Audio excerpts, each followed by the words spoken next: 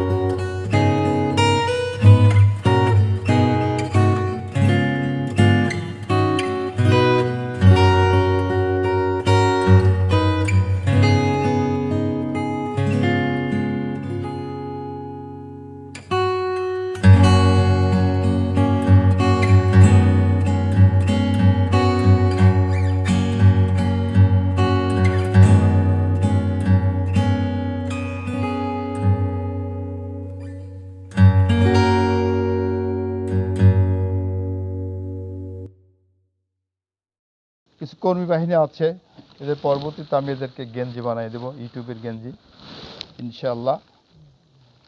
আমি ইউটিউব চ্যানেলকে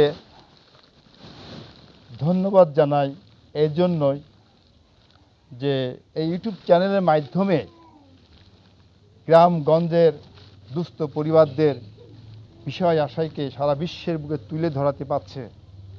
এই জন্য ইউটিউব চ্যানেল বা ইউটিউব পরিবারকে আমি আমার তরফ থেকে অশেষ ধন্যবাদ জানাই। ইনশাআল্লাহ আমাদের এই গ্রামটি কুষ্টিয়া শহর থেকে 13-14 কিলোমিটার পশ্চিম দক্ষিণ কোণে ভাদালিয়া বাস স্ট্যান্ডে নেবে ক্যানেলের সাইডে পাকা রাস্তা দিয়ে নোয়াপাড়া বাজার হয়ে দহকলায় আসতে হয়। এটা আমাদের গ্রামের মধ্যস্থান, পাড়াটির নাম খাপাড়া। এখানে অর্থাৎ এই গ্রামে আমাদের প্রায় 22টি মসজিদ আছে। প্রতিদিন মসজিদ থেকে 5 ওয়াক্ত নামাজের আজান সক্ষণ সুরে ভেসে আসে আমাদের কানে। মাদ্রাসা আছে কয়েকটা,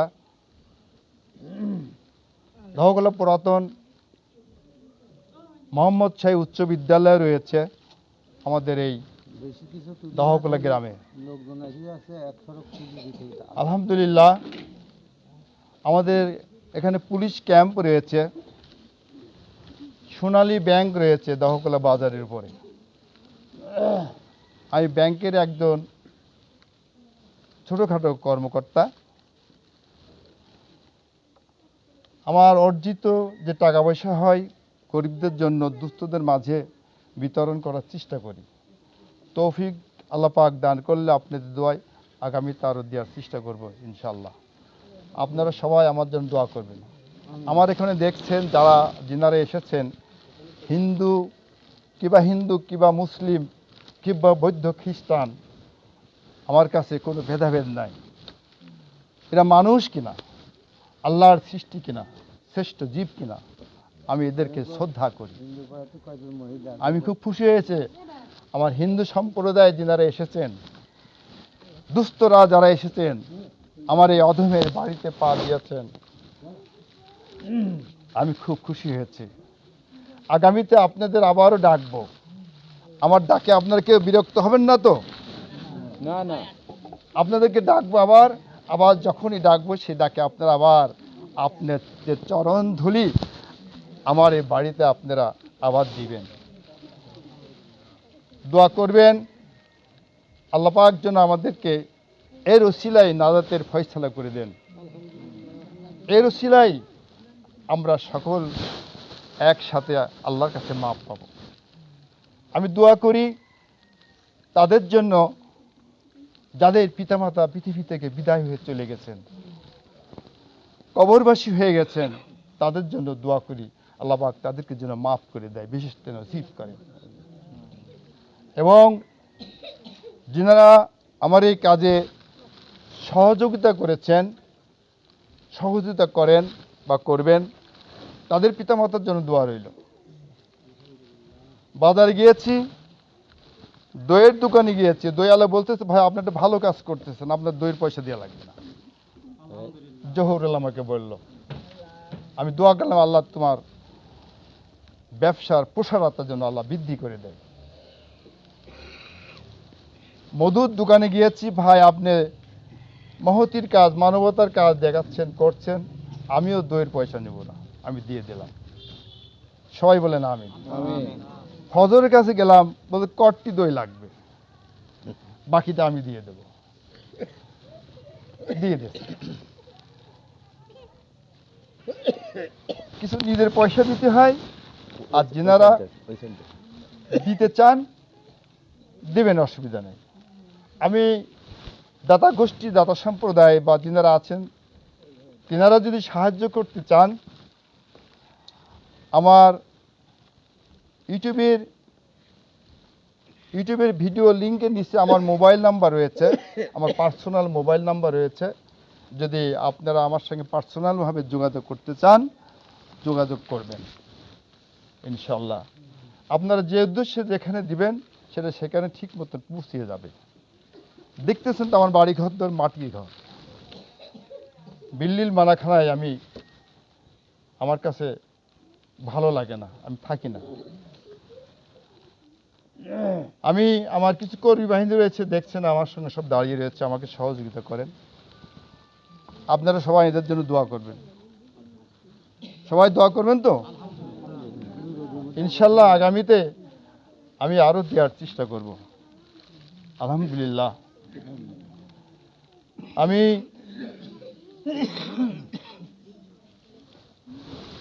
আপনাদের কাছে এই ইউটিউবের ভিডিও চিত্রের মাধ্যমে আপনাদের কাছে যে চিত্র তুলে ধরলাম, আপনারা দেখে দোয়া করবেন আগামীতে যেন আল্লাহ পাক আপনাদের চরণধরি আমি নিতে পারি। যাই হোক, আমি এই কাজটা আপনারা খান, এই সামান্য খাবার কষ্ট পাবেন না তো? খুশি হলাম। আমাদের সবার জন্য দোয়া করবেন আপনারা, আচ্ছা? সবার জন্য দোয়া করবেন ইনশাল্লাহ। আমার এই ব্যাপারে আমার এখানে মুয়াজ্জিন সাহেব রয়েছে মসজিদের, আমার সাব্বির রয়েছে, ম্যানেজার রয়েছে, অনেকে রয়েছে, ওখানে অনেক আতুর রয়েছে, দুস্থ রয়েছে। সবার প্রতি আল্লাহ পাক যেন তার রহমত নাজিল করেন, সবাই বলেন আমিন। আরেকটি কথা জানাই, বয়স শেষ হয়ে গেছে।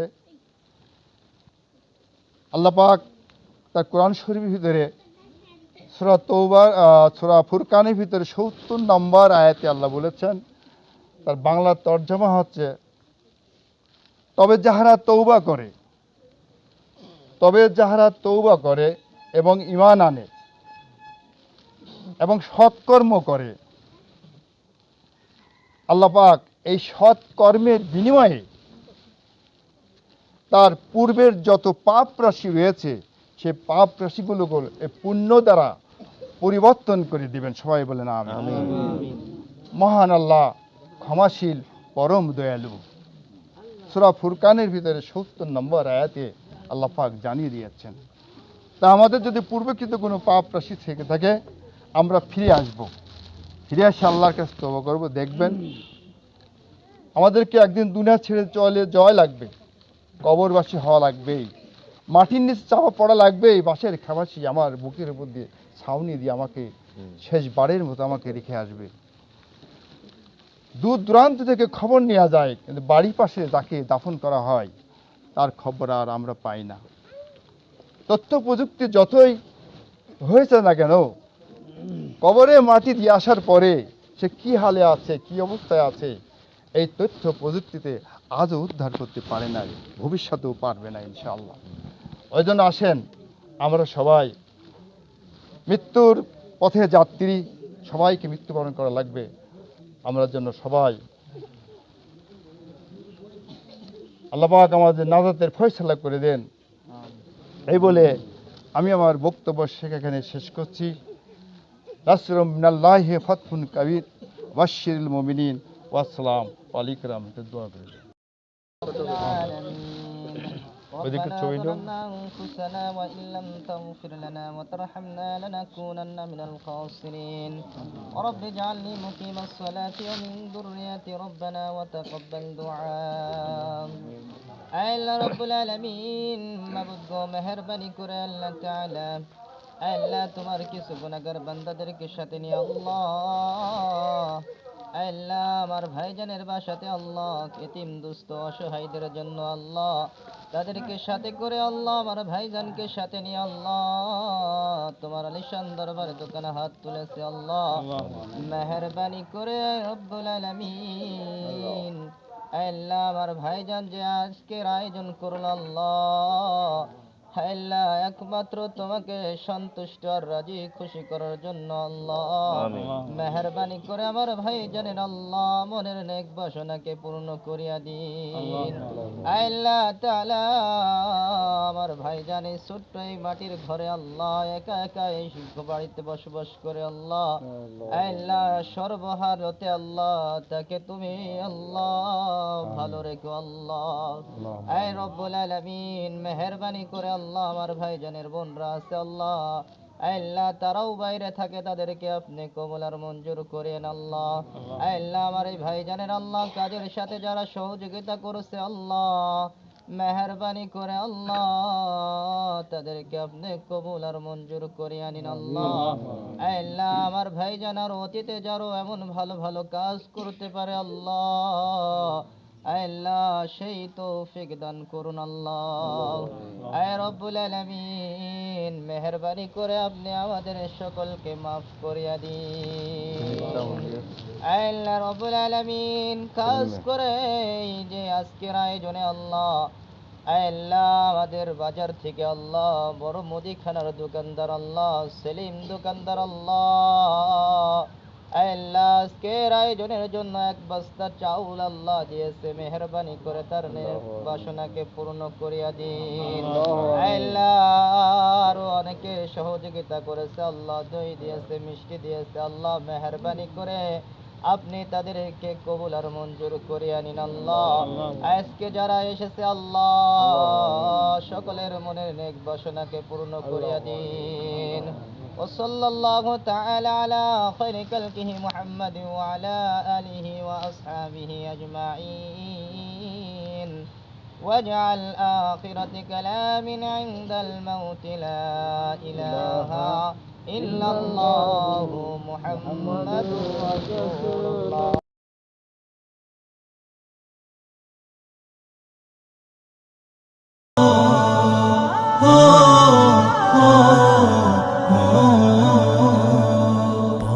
জায়গা পরের জমিন ঘর বানায় আমি রই আমি তো সেই ঘরের মালিক নই তো সেই পরের জায়গা পরের জমিন ঘর বানায় আমি রই আমি তো সেই ঘরের মালিক নই তো সেই ঘরের রে আমি তো সেই ঘরের মালিক নই। সেই ঘরখানা যার জমিদারি আমি পাই না তাহার হুকুম জারি সেই ঘরখানা যার জমিদারি আমি পাই না তাহার হুকুম জারি আমি পাই না জমিদারের দেখা হায়রে পাই না জমিদারের দেখা মনের দুঃখ কারে কই আমি তো সেই ঘরের মালিক নই। হায়রে পরের জায়গা পরের জমিন ঘর বানায় আমি রই আমি তো সেই ঘরের মালিক নই গো আমি তো সেই ঘরের মালিক নই। হো হো হো হো হো হো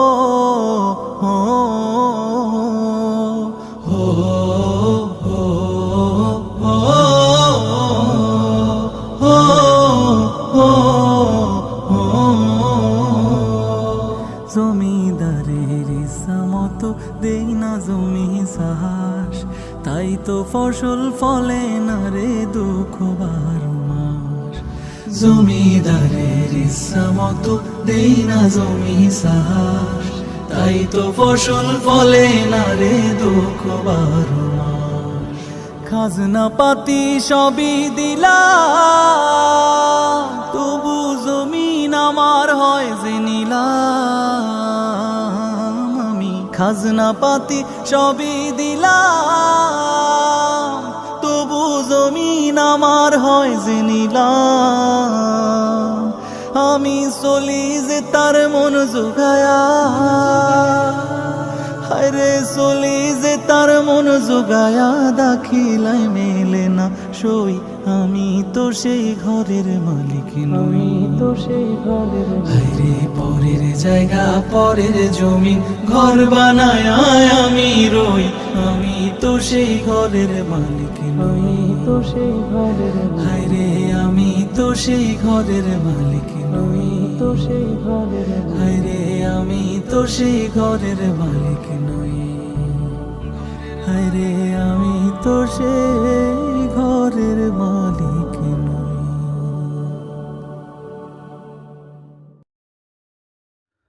খোদারো প্রেমের শরব পিয়ে বেহুশ হয়ে রই পড়ে হায়, ছেড়ে মসজিদ আমার মুর্শিদ এলো যে পথ ধরে হায়, খোদারো প্রেমের শরব পিয়ে বেহুশ হয়ে রই পড়ে হায়, ছেড়ে মসজিদ আমার মুর্শিদ এলো যে পথ ধরে হায়, খোদারো প্রেমের শরব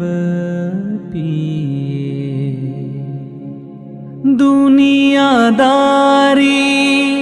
শেষে আমার নামাজ রোজার বদলাতে, দুনিয়াদারি শেষে আমার নামাজ রোজার বদলাতে, চাই না বেহেশত খোদারো কাছে, চাই না বেহেশত খোদারো কাছে, চাই না বেহেশত খোদারো কাছে, নিত্য মোনাজাত করে হায়, খোদারো প্রেমের শরব পিয়ে। আল্লাহু আল্লাহু ইয়া পরওয়ারদিগার, কায়েস যেমন লাইলি লাগি লোভিলো মজনু খেতাব, যেমন ফরহাদ শিরির প্রেমে হলো দিওয়ানা বেতাব, কায়েস যেমন লাইলি লাগি লোভিলো মজনু খেতাব, যেমন ফরহাদ শিরির প্রেমে হলো দিওয়ানা বেতাব, বেখুদিতে মশগুল আমি, বেখুদিতে মশগুল আমি, তেমনি মোর খোদার তরে হায়, খোদারো প্রেমের শরব পিয়ে বেহুশ হয়ে রই পড়ে হায়, ছেড়ে মসজিদ আমার মুর্শিদ এলো যে পথ ধরে হায়, খোদারো প্রেমের শরব